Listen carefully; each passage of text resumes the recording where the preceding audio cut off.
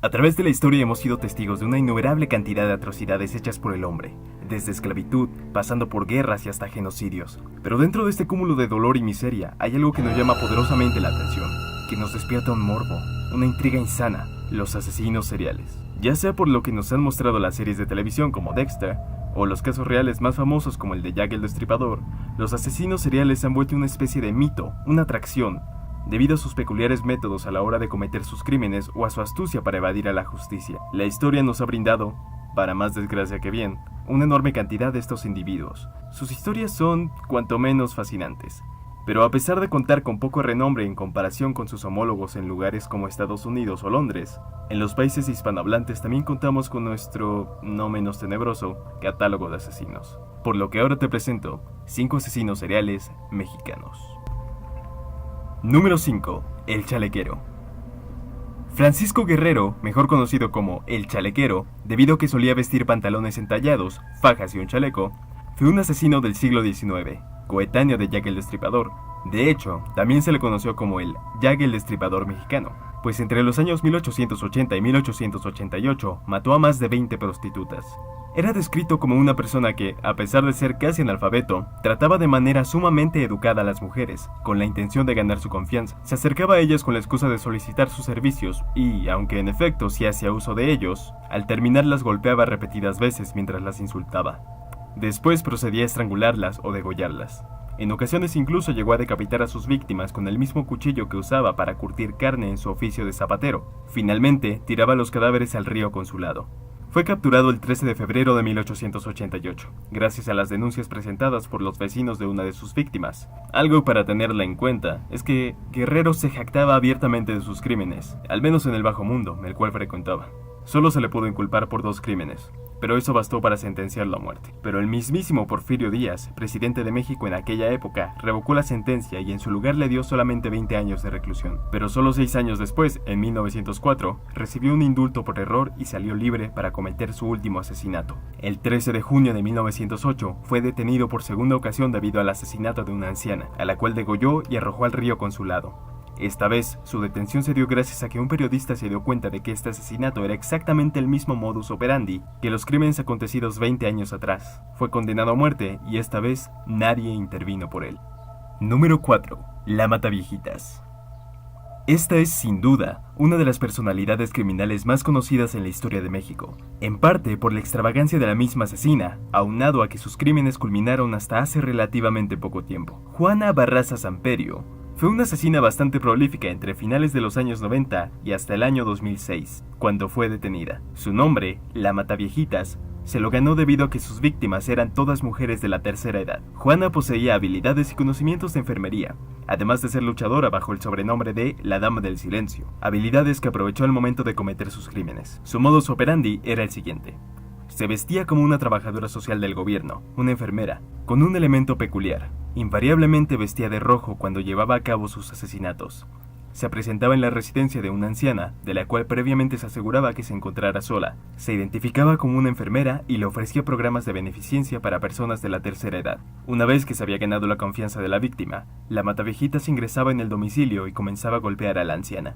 Tras la golpiza podían pasar una de 2 cosas: o procedía a atacar con un objeto punzocortante, habitualmente un cuchillo Ranger militar, o con una llave de lucha libre, asfixiaba a la víctima hasta matarla. Una vez que su víctima había fallecido, procedía a robar objetos de valor y huir de la escena. De esta manera, asesinó a 40 ancianas, aunque solo se le pudo inculpar por 17 de esos asesinatos. En el año 2006, después de asesinar por estrangulación a Ana María de los Reyes Alfaro, fue detenida pocos minutos después de huir de la escena, debido a que en esa ocasión la víctima no se hallaba sola. Tenía un inquilino quien vio todo y alertó a la policía, quienes hasta el momento no tenían ni idea de cómo atraparla. Ni siquiera sospechaban que se pudiese tratar de una mujer asesina. Después de ser capturada, confesó que mataba ancianas debido a que odiaba a su madre, una mujer alcohólica que la maltrató y humilló durante su infancia, llegando a permitir que sus amantes abusaran sexualmente de Juana a cambio de dinero para comprar alcohol. El 31 de marzo del 2008, la Mataviejitas fue sentenciada a 759 años y 17 días de reclusión por los 17 asesinatos y 12 robos de los que se le pudieron inculpar. A la fecha en la que se sube este video, Juana sigue presa y en el 2015 se casó dentro de la cárcel. Actualmente tiene más de 60 años. Número 3. El Sádico. Enero del 2005. En las calles cercanas al metro Chabacano en la Ciudad de México se comienzan a encontrar maletas abandonadas. El pánico se desata en los transeúntes en cuanto son abiertas. Cuerpos destazados se hallan en el interior. Enero del 2006. En los televisores de los mexicanos se presentaba un hombre custodiado por 2 oficiales de la AFI, Agencia Federal de Investigación, vistiendo una camiseta de manga larga y cuello alto, con cabello recogido y una mirada vacía, sin vida, sin remordimientos. Raúl Ociel Marroquín, conocido bajo el sobrenombre de El Sádico, secuestró a 6 hombres y logró matar a 4 de ellos, aunque él confesó haber matado a 5. Su periodo como secuestrador y asesino comenzó el 21 de enero y culminó el 22 de diciembre del año 2005. Se vestía lo mejor posible y cuidaba bastante de su imagen personal. Una vez que estaba satisfecho con su imagen, salía rumbo a un bar gay en la zona rosa de la Ciudad de México. Una vez allí, se dirigía a la barra, donde pedía unos tragos y esperaba que una víctima se presentara, ya fuera que él la abordara o llegaran por sí mismos. Una vez que tenía a sus víctimas, se los llevaba a su departamento. Estando allí, y dependiendo de si éste tenía dinero o no, procedía a secuestrarlo o simplemente sacarlo de su vivienda en ese mismo instante. Una vez que los familiares de sus víctimas le entregaban el dinero, Marroquín terminaba por estrangularlos, no sin antes torturarlos por varios días mediante asfixias continuas hasta que perdían el conocimiento. Cuando volvían en sí, los asfixiaba una vez más. Una vez que había asesinado a su víctima, procedía a cortar los cadáveres en pedazos y colocarlos dentro de una maleta, la cual abandonaba en la calle. Cuando fue arrestado en el 2006, de manera burlona declaró: "No me arrepiento de nada, lo volvería a hacer, pero esta vez mejoraría mis métodos para no ser atrapado". Número 2. El estrangulador de Tacuba. El asesino que fue ovacionado por todo México.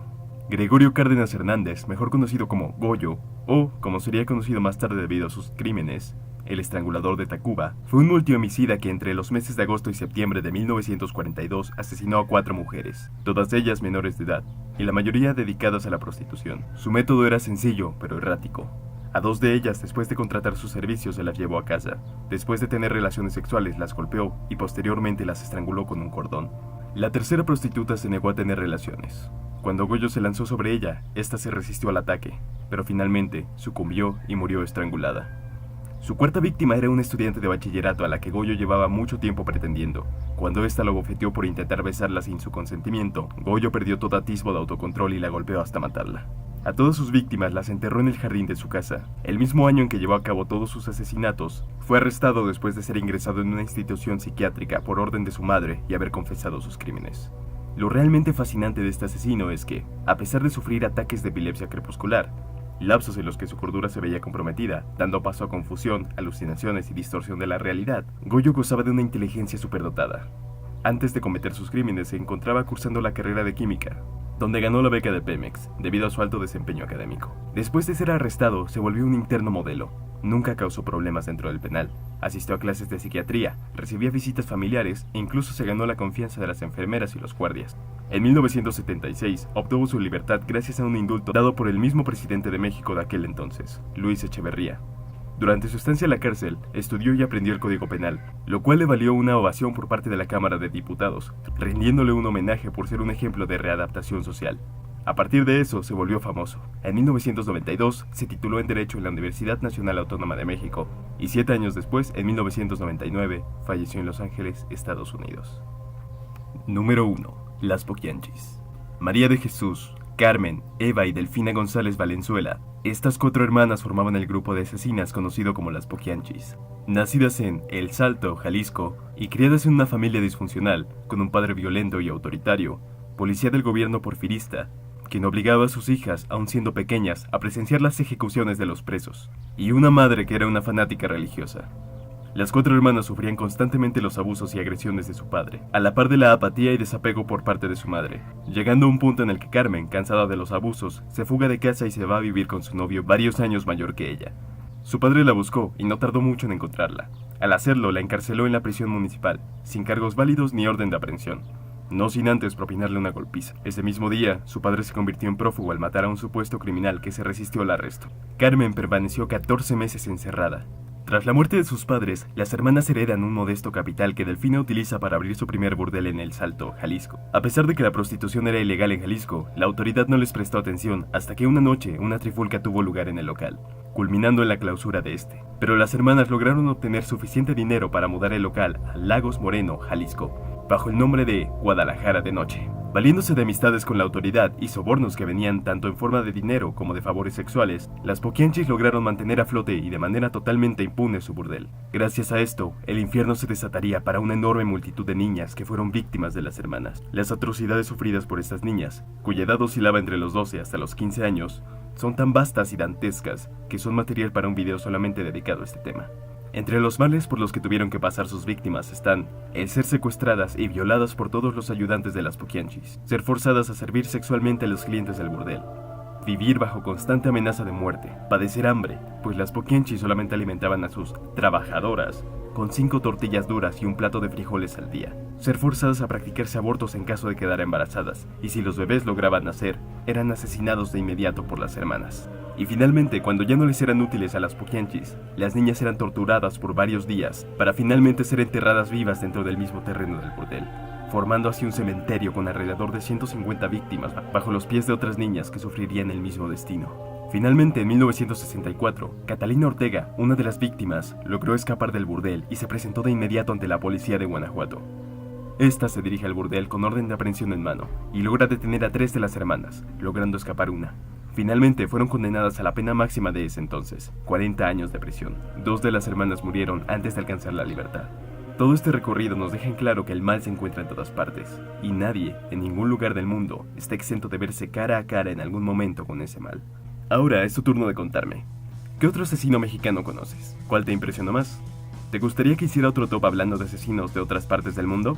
Estaré leyendo los comentarios. Eso es todo por mi parte. Mi nombre es Richter y nos vemos.